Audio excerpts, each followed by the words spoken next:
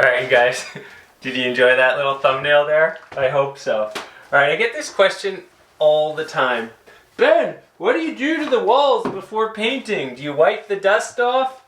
No, I don't do anything. Okay, almost anything.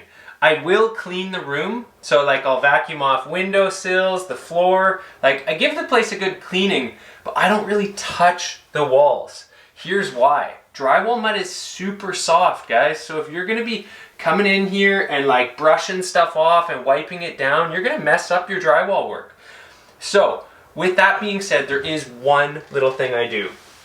If there's a lot of dust in corners, like clumps, okay, I don't actually have a paintbrush, but what I use is a soft paintbrush, soft dry paintbrush, very specific, and I'll just brush out the clumps of dust in the corner, but I don't do anything to the bulk of the walls, and there's a reason for this. In my opinion, you don't need to.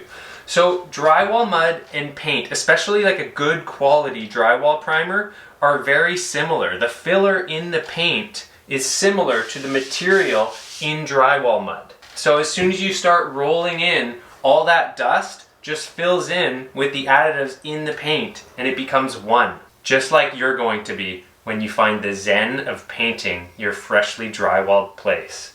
So honestly, you guys, don't overthink this. It's not a big deal. Just make sure you use a high quality primer. Even better, a high quality primer sealer. Because there is a difference between a plain old drywall primer and a primer sealer.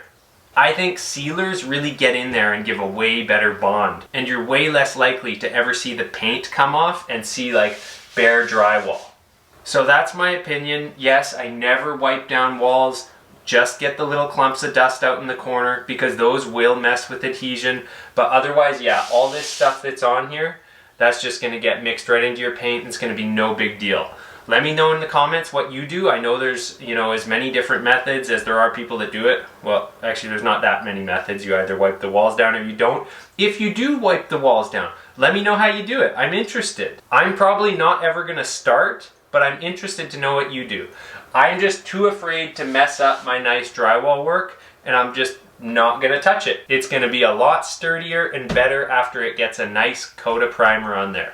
So that's my personal experience, professional opinion, take it or leave it. I wanna say thanks for watching Vancouver Carpenter. And if you got something out of this video, don't forget, feather that like button. Thanks for watching, till the next one.